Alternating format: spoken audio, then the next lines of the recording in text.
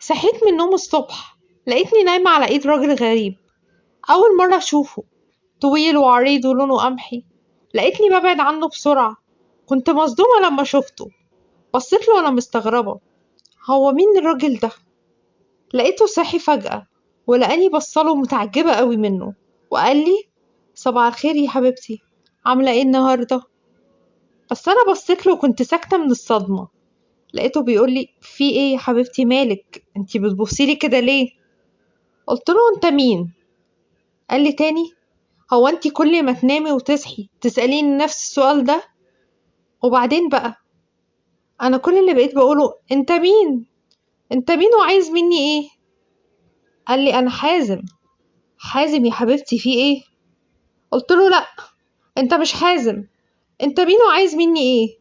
انتوا عايزين تجننوني ليه؟ حرام عليكم. وبعدين انت دخلتوا هنا ازاي؟ وفين حازم؟ فين حازم جوزي يا حازم؟ رد وقال لي: انت بتنادي عليا وانا جنبك يا حبيبتي؟ لقيتني بعيط وبقول له: لا، مش انت حازم، انت كداب. انتوا ليه عايزين تجننوني ليه؟ قال لي: انت اللي هتجنني نفسك بنفسك، اهدي بس وتعالي. قلت له: ابعد عني، اوعى تقرب مني. قال لي: لا، انت كده تعبانه فعلا ومحتاجه دكتور نفسي يشوفك. قلت له: انتوا اللي عايزين تجننوني، انا مش عارفه ليه. حرام عليكم بجد اللي بتعملوه فيا ده، حرام. رد وقال لي: استني بس، انت رايحه فين؟ تعالي هنا. وبعدين فتحت الباب، واول ما خرجت للصاله لقيت واحد قاعد بره وشايل طفل صغير عنده كام شهر، وعمال يدلعه وبيقول له: يا اختي عسل قميله خالص، حبيبه بابا انت. اهي ماما صحيت اهي، صباح الفل يا روحي. لقيتني بقول له: وانت مين انت كمان؟ رد وقال لي: كنت متوقع انك اول ما هتصحي من النوم انك هتسأليني نفس السؤال بتاع كل يوم: انت مين؟ بس انت اكيد عارفة الاجابة، لانها مش بتتغير. لاني بكل تأكيد حازم. انا حازم جوزك يا حبيبتي. قلت له: حازم؟ حازم جوزي؟ وبصيت ناحية الأوضة وقلت له: حازم جوزي؟ ازاي؟ انت مين؟ رد وقال لي برضو: عارف انك هتفضلي تعيدي وتزيدي في السؤال لحد ما في الاخر هتقتنعي اني حازم جوزك. ايه، ابنك ما وحشكيش ولا ايه؟ لقيتني ببص على الطفل وقلت له: ابني مين؟ قال لي: احمد، ابننا يا حبيبتي. قلت له: احمد ابننا؟ هو في ايه؟ حرام عليكم، انتوا بتعملوا ليه كده؟ ليه بتعملوا فيا كده؟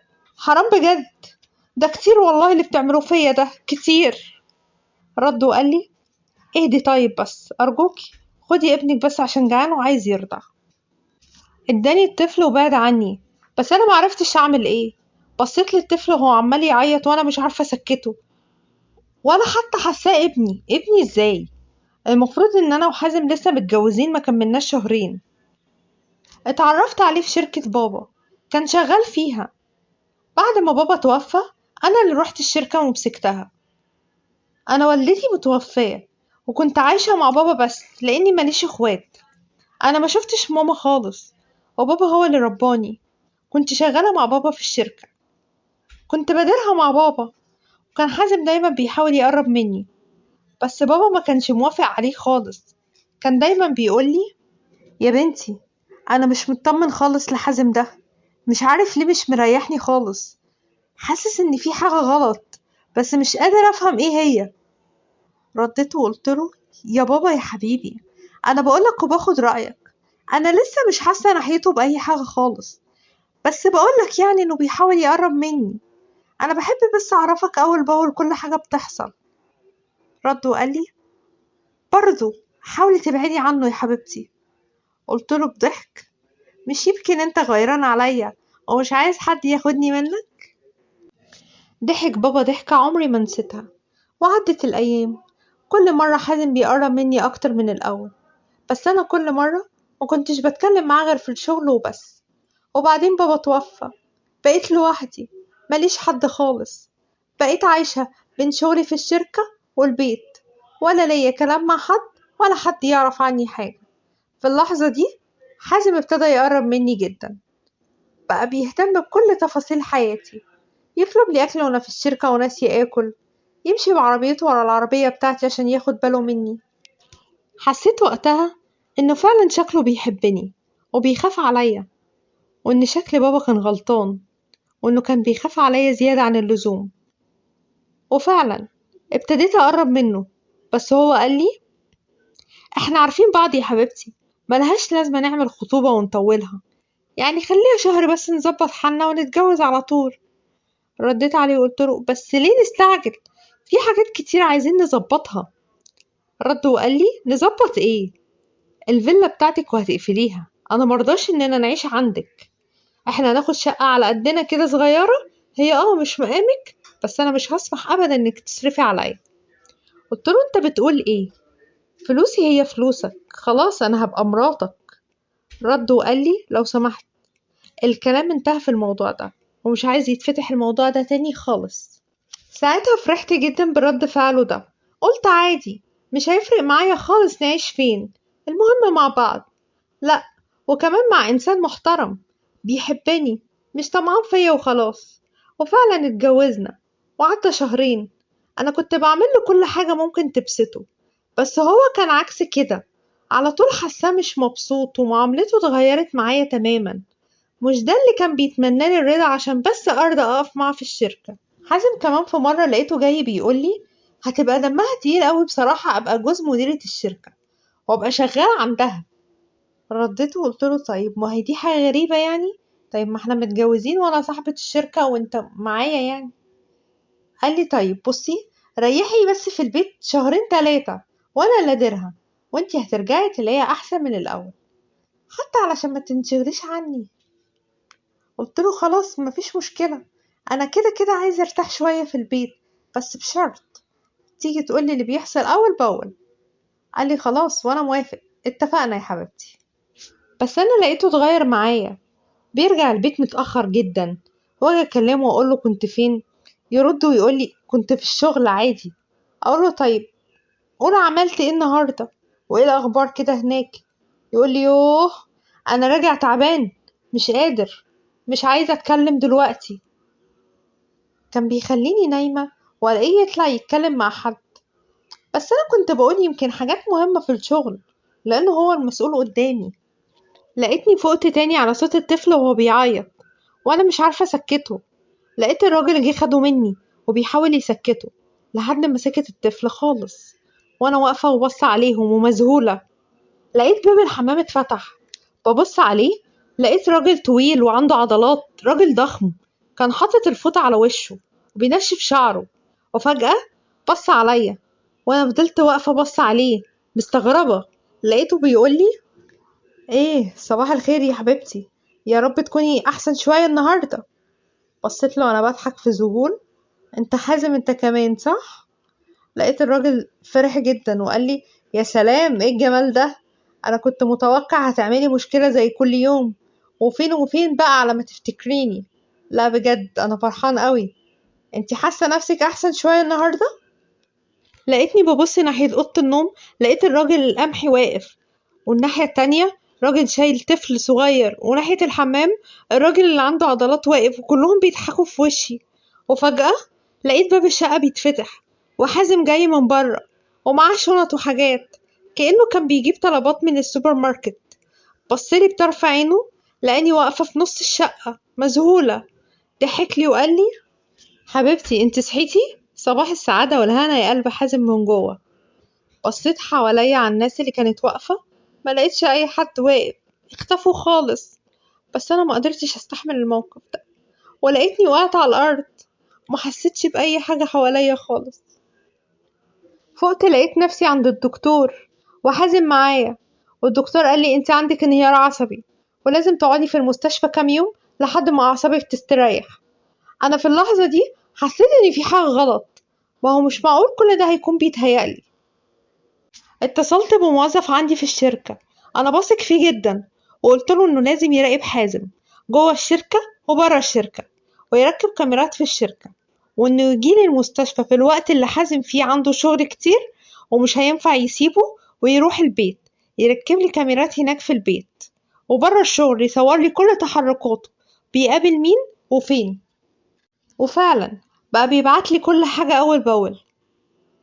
كان بيجي طبعا يزورني، كان بيتحايل عليا أرجع البيت تاني، وإنه مش قادر يقعد فيه وأنا مش موجودة. كل ده علشان خطته ما تفشلش. بس كنت بقوله إنه لسه تعبانة ومش هقدر دلوقتي. أنا وقفت إنه يقدر يتحكم في أي حاجة في الشركة إلا لما يرجعلي الأول. كل حاجة هناك تحت سيطرتي، حتى وأنا في المستشفى. واتصدمت لما شفت تسجيلات الكاميرات وفيديوهات المراقبة. لقيته بيقابل الناس دي في البيت عندي علشان يكملوا باقي الخطة، وهي إنه يجنني. مش بس كده، دي كانت في واحدة معاهم، وباين أوي إنهم على علاقة ببعض. وباقي الخطة إنه يجنني، وطبعا أنا ماليش حد غيره، وهو يبقى المتحكم في كل حاجة وليه الحق في كل حاجة. وأنا طبعا بقيت مريضة نفسية. ودي الخطة اللي لولا ستر ربنا كان زماني بقيت مجنونة فعلا. بس أنا قررت أنتقم. ما هو أنا مش هسيبه يدمرني وأسكت. اتفقت مع الموظف بتاعه إنه يكلمه في التليفون على أساس إنه حد مجهول، ويهدده ويقوله: ألو، حازم معايا؟ حازم رد وقال له: أيوة، مين؟ رد الراجل وقال له: أنا حد أنت ما تعرفهوش، بس أنت محتاجه جدا. بص، أنا مش عايزك تقاطعني خالص. أنا عارف كل حاجة بتعملها مع مراتك، ومعايا تسجيلات بالصوت والصورة. أنا مش عندي اعتراض خالص تعمل معاها إيه، إن شاء الله تخلص عليها. أنا اللي يهمني نفسي. أنا مش هفتح بقي بكلمة واحدة لمراتك، بس بشرط تدفعلي 5 مليون جنيه، وشقة زوجية تبقى باسمي. فكر براحتك واستنى تليفوني الجاي. سلام. سلام يا جوز المديرة. وقفل وما استناش ولا كلمة. أنا اتفقت مع الموظف بتاعي يكلمه هو عندي علشان أشوف وشه عامل إزاي وهو بيكلمه وبيهدده. لما قفل معاه قلتله: إيه، مين؟ مالك وشك أصفر كده ليه؟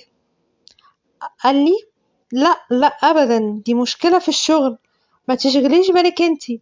المهم، مش ناوية ترجعي معايا البيت بقى؟ قلتله: قريب. قريب يا حازم، قريب أوي إن شاء الله. وسابني ومشي، وهو كان متوتر جدا. كلمت الموظف بتاعي قلتله ما تتصلش بيه النهاردة، خليها بكرة. وفعلا كلمه تاني يوم وقال له: ها، فكرت يا حازم بيه؟ قال له: بس 5 مليون ده كتير قوي، هجيب منين؟ طبعا أنا اخترت 5 مليون لأني عارفة هو خد مني إيه، وأنا سايباه بمزاجي. رد الراجل عليه وقال له: أنا مش هتنازل عنهم، وآخرك معايا بكرة يكونوا جاهزين. بكرة بالليل هتكون المدام عارفة كل حاجة، وكل التسجيلات هتكون عندها. حازم رد عليه وقال له: طب اديني فرصة أفكر. قال له: أنا قلتلك على اللي عندي وأنت حر. هكلمك بكرة تقولي إن كان كل حاجة جاهزة، وأنا هقولك هتعمل إيه. وقفل السكة. المرة دي الموظف بتاعي كان بيتكلم وهو معايا، وأنا اللي قلتله كفاية عليه كده، وقفل السكة. وفعلا تاني يوم الموظف بتاعي كلم حازم، واتفق معاه على المكان اللي المفروض هيستلم فيه الفلوس وعد الشقة. طبعا أنا عارفة دماغ حازم وعارفة طمعه. هو قالوا فيها إيه لما أضحي بحتة شقة و5 مليون جنيه، وأنا بعد كده هاخد الفيلا والشركة، ويقدر يعوض ال5 مليون جنيه دول في فترة قليلة جدا. أنا كنت متفق مع الموظف بتاعي طبعا، مش هو اللي هيروح لأنه عارفه. هو كلم واحد صاحبه وهو اللي هيتم الاتفاق، وأول ما يضمن إن خد كل حاجة هيتصل بيا هيلاقيني عنده. وفعلا تم كل حاجة بسرعة جدا، واتصل بيا وجيت. أول ما شافني بصلي باستغراب، وقلت له: أيوة، أنا اللي رتبت كل ده. أمال أنت فاكر إيه؟ هتضحك عليا وأسيبك كده عادي؟ عايز تدمرني وعايزني أعيش وأكمل من غير ما أنتقم منك؟ في كل مرة بتتحايل عليا أخرج من المستشفى عشان تكمل خطتك وتخلص بقى من الموضوع ده بسرعة قبل ما أنا بحس بأي حاجة. بس أنت طلعت غبي، غبي يا حازم. قال لي: يعني إيه؟ أنا كده خسرت كل حاجة؟ قلت له: أيوة، كل حاجة رجعت لي تاني وبقت ملكي. كل حاجة رجعت لمكانها تاني يا حازم، وانت هتترمي في الشارع، هتترمي في الشارع اللي جيت منه. أنا كده خلاص حسيت إن أنا حقي رجالي، ومش ندمانة على أي حاجة عدت. وهاخد بالي من اللي جاي أكيد. ما تنسوش الاشتراك في القناة عشان يوصلكوا أي جديد بنعمله، وتفعلوا الجرس